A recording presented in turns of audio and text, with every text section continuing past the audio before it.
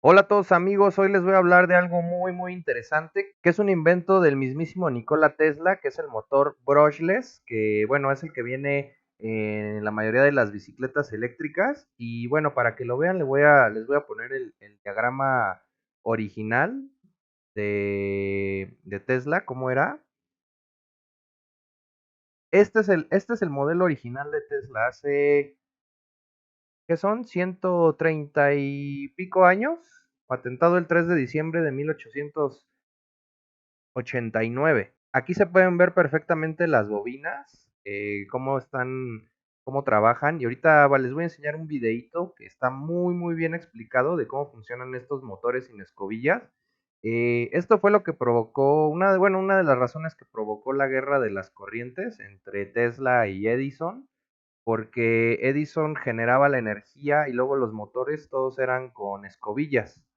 Las escobillas rectificaban, bueno, por un lado rectificaban la onda, por el lado de la generación, y por el otro lado, digamos que la simulaban por el lado de donde eran los motores. Pero el problema de estos brushes o cepillos o carbones, que son, por ejemplo, hay motores que todavía usan esos carbones, pues es que generan fricción y aparte generan ruido eléctrico. Miren, aquí tenemos un motor con los brushes, o que son los cepillos, que bueno, son cepillos en inglés, pero bueno, en español los conocemos como carbones.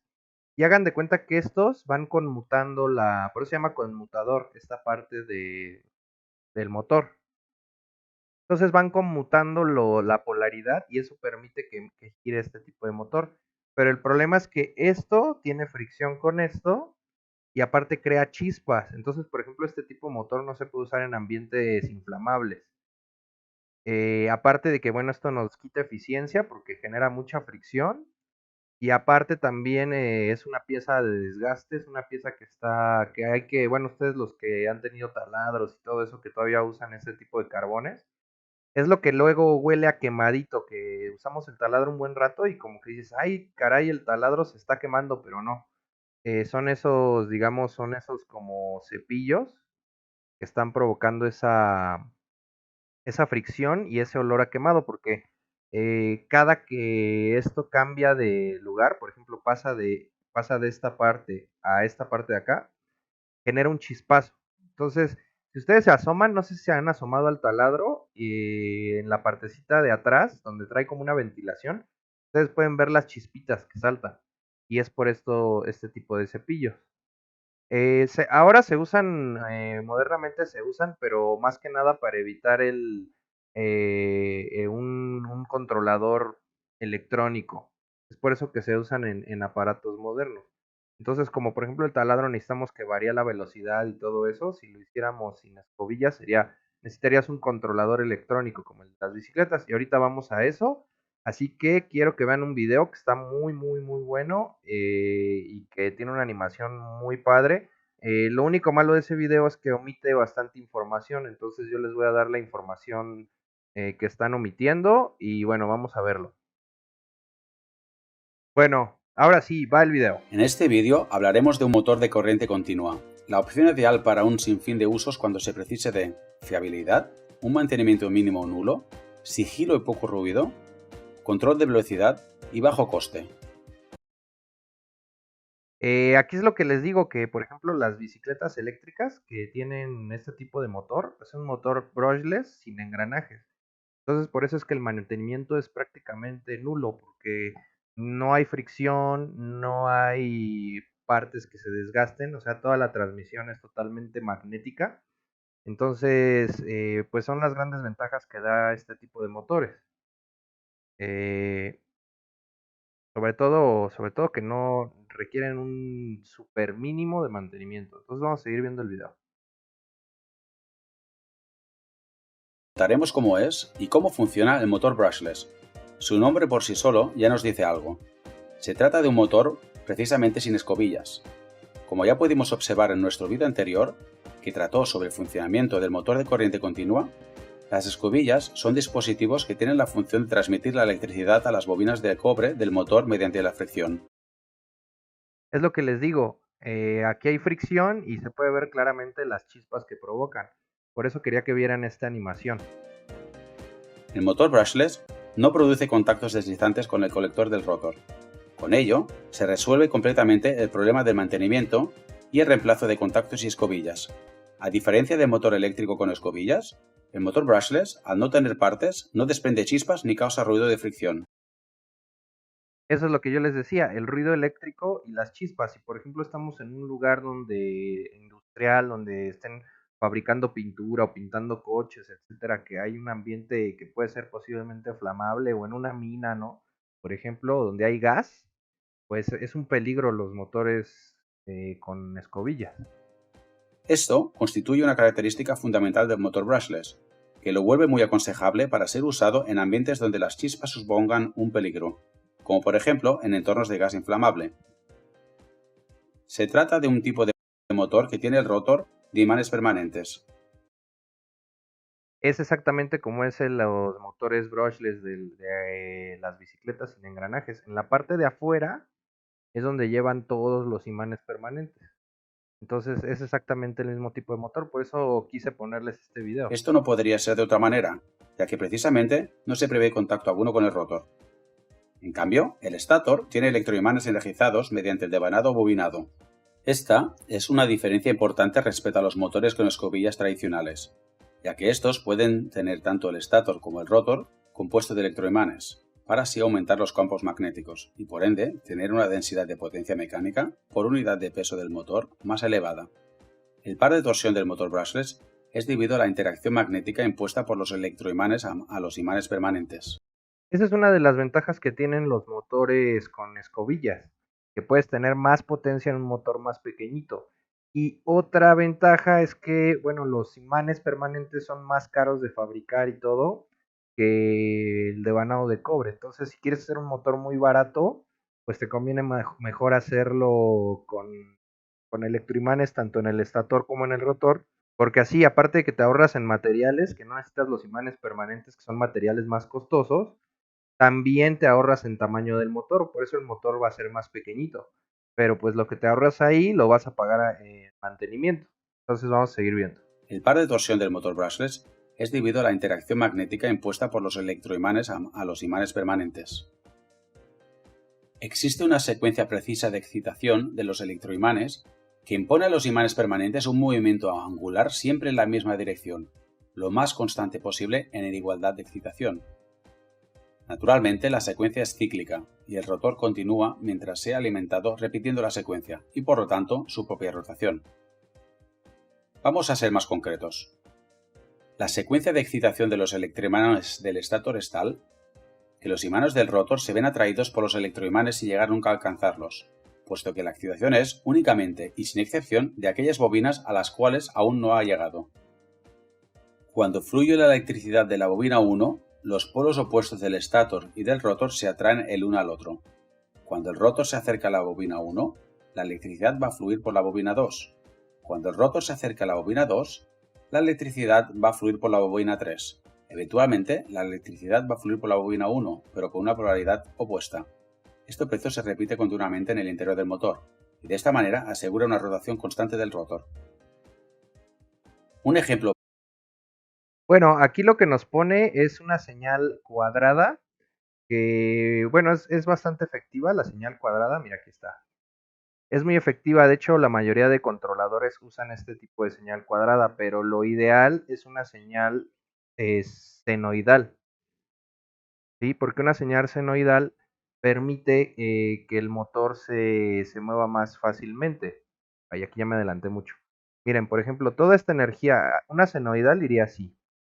Entonces, toda esa energía que está aquí en este cuadro, en este pico que sobra, es energía que se va a desperdiciar. Entonces, para que un motor de esto sea 100% eficiente, bueno, no, ninguno es 100% eficiente, pero para que rebase el 90% de eficiencia, se necesita un controlador con señal senoidal. Entonces, pocos fabricantes manejan controladores senoidales. Nosotros en Magnetex manejamos ese tipo de controladores y por eso nuestros motores tienen mayor eficiencia. Vamos a seguir con el video. Un ejemplo para poder comprender mejor este principio se ve reflejado en una carrera de galgos. En ella se coloca una liebre delante de los galgos a una distancia suficiente para ser vista, pero nunca alcanzada. Los perros, en esta analogía, es el rotor, que se pone a perseguir el flujo magnético generado en las bobinas del estator en una secuencia idéntica. En el caso de más bobinas, siempre múltiples de 2, tiene sentido utilizar una secuencia que las use a todas, para así incrementar el flujo magnético al que están sujetos los imanes permanentes, apagando a su vez los electroimanes opuestos. Esta simple previsión aumenta el momento de torsión, es decir, la potencia que el motor puede ofrecer sin modificar sustancialmente sus parámetros de diseño. Cuanto mayor sea la cantidad de bobinas, más fluido será el movimiento del rotor, que tendrá así un momento de torsión constante. No obstante, ¿cómo se las arregla nuestro motor brushless para adivinar el preciso instante a fin de excitar a la secuencia exacta de electroimanes y así permitir la continuidad del movimiento rotatorio? Para esta finalidad se emplea habitualmente un controlador. Este controlador tiene un Ahí es sensor donde para entra el detectar la controlador. posición exacta de los imanes del rotor y así dirigir la alimentación de las bobinas mediante la secuencia de excitación apropiada. Los sensores de los motores brushless modernos usan el efecto Hall. Esos son los sensores que usan las bicicletas. El sensor de efecto Hall para eso está. Es para que el controlador sepa en qué posición de giro está el motor brushless. Entonces así sabe con qué secuencia mandar la corriente. Bueno, sí, con qué secuencia mandar el voltaje y la corriente para que el giro sea suave y silencioso. En esta animación podremos observar la configuración de un sensor en estándar. Se trata de un simple dispositivo con dos polos, que puede dirigir 2, 4, 8 o más electroimanes en la secuencia que acabamos de ver. En cambio, esta es la representación del típico diseño de un circuito con protección de diodos. Se vuelve necesario añadir diodos para proteger el sensor de las corrientes negativas de autoinducción, o si se diera el caso de tener que bloquear repentinamente la alimentación de una de las bobinas. Básicamente, encontramos dos familias de motores brushless, los que tienen el estator externo y los que lo tienen interno. Ahora, podemos resumir los principales puntos fuertes de los motores brushless de corriente continua. El motor brushless es silencioso. Es fiable, o sea, tiene un parámetro MTBF muy bajo. Este parámetro indica el promedio de tiempo de entre averías. Tiene un consumo bajo, Oh. no necesita mantenimiento, puede ser utilizado incluso en ambientes inflamables, tiene un precio más competitivo que los motores con escobillas tradicionales con la misma potencia. Como en todos los dispositivos, el motor brushless también tiene sus limitaciones, es decir, precisa de un controlador electrónico para regular la secuencia de excitación exacta. Es lo que les digo, que es como una desventaja. Bueno, que no es desventaja, pero sí necesita un controlador electrónico que haga toda esa, ahora sí que toda esa matemática de sensar con los sensores y saber dónde está el rotor y pues con eso mandar la secuencia exacta que necesita el motor para girar. Usando imanes permanentes, la potencia específica es generalmente más baja respecto a los motores tradicionales equipados con estator y rotor. Bueno, eso fue todo en el video. Aquí se les olvidó una pequeña ventaja, que es que este tipo de motores, sobre todo en la industria, tienen la ventaja de que pueden, digamos, mantenerse detenidos, o sea, girar las vueltas que tú quieras, y, o sea, obviamente con el control exacto, pueden girar las vueltas que tú quieras y quedarse detenidos donde tú quieras. Entonces tú, por ejemplo, puedes programar que dé 5 vueltas y que se detenga exactamente en ese punto. Entonces es muy importante sobre todo para la industria o para cosas muy específicas, pero por ejemplo lo que es las bicicletas eléctricas pues son los mejores motores. ¿Por qué? Porque no vas a tener no se necesita mantenimiento, no hay partes de fricción, entonces es una verdadera chulada este tipo de motores. Y bueno, lo que no explicaron ahí es lo que yo les decía también de la onda senoidal. Ahorita les voy a poner una onda senoidal para que vean cómo es. Bueno, esta es la onda senoidal y la principal ventaja que tiene que cuando se usa para alimentar un motor brushless sin escobillas es que, bueno, número uno, la operación va a ser más silenciosa, por eso es que los motores con un controlador sin escobillas, pero que usan onda cuadrada, que sería así, hacen un poquito más de ruido y ese ruido se traduce también en calor y en energía desperdiciada. Entonces más perfecta de mover un motor es con una onda senoidal. Y se llama senoidal porque se define por la función seno. La función seno es una función trigonométrica y nos genera esta, si nosotros la graficamos x contra y, aquí está x contra y, nos da esta forma tan suave y tan bonita. Entonces, esa es, por ejemplo, cuando tú generas electricidad, se genera una onda senoidal. Por ejemplo, la electricidad que nos llega de la Comisión Federal de Electricidad o, bueno, de donde la compañía eléctrica que ustedes tengan en su país, viene así, viene en forma senoidal, porque así se genera.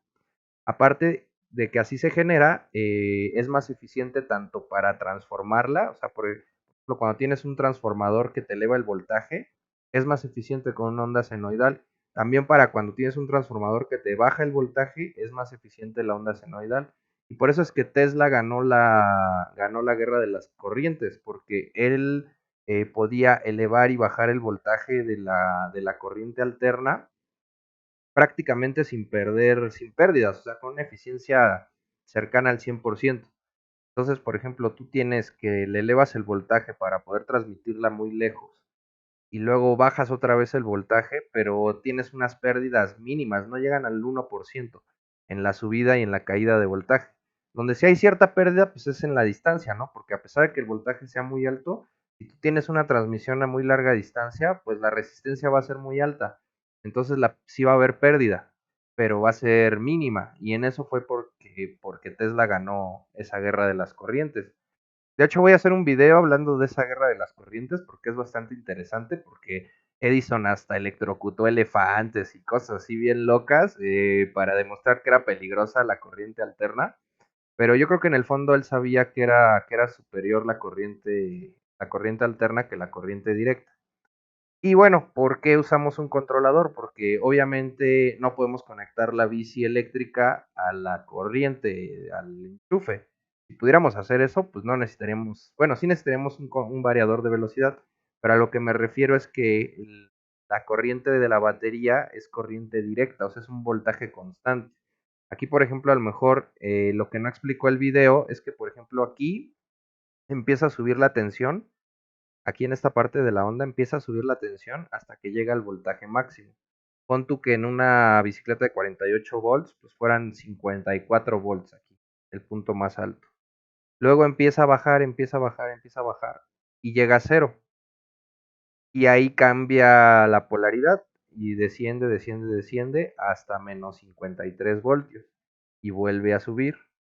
Sí, entonces, por eso es que traen por lo menos los controladores, traen por lo menos 6 MOSFETs, que serían dos MOSFETs por fase, porque necesitas el MOSFET para la parte positiva de la fase y el MOSFET para la parte negativa de la fase, para completar todo el ciclo.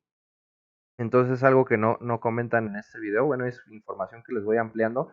Yo sé que van a surgir muchas preguntas y de hecho, si tienen más preguntas sobre esto, voy a hacer un en vivo precisamente para que guarden sus preguntas sobre esto, porque no es tan fácil de entender a la primera. A mí me costó no un mes ni nada, pero sí, o sea, sí tuve que imaginármelo, o sea, sí me costó un poco de trabajo imaginarme todo y lograr comprender esto al nivel de que ya se los pueda yo explicar. Y es muy, muy, muy interesante porque la verdad, cuando el controlador transforma la corriente continua en corriente alterna, pero con una senoidal perfecta, obtienes el máximo de eficiencia en cualquier motor. Entonces ahora sí que es lo que queremos llegar, ¿no? Que tengamos la máxima eficiencia. ¿Por qué? Porque tenemos una batería limitada. Entonces, entre mayor eficiencia, mejor podemos utilizar la poca energía que tiene la batería. Y bueno, pues espero que les haya quedado más o menos claro. Este video lo quería hacer como una pequeña introducción. Realmente no es un video muy a fondo. Voy a hacer un programa en vivo precisamente hablando de eso, de la guerra de las corrientes, todo ese tipo de cosas. Y bueno, pues los veo, ya saben, suscríbanse, activen la campanita para que no se pierdan ninguno de mis videos ni ninguna de mis transmisiones en vivo. Y bueno, nos vemos en el siguiente programa. Muchas gracias.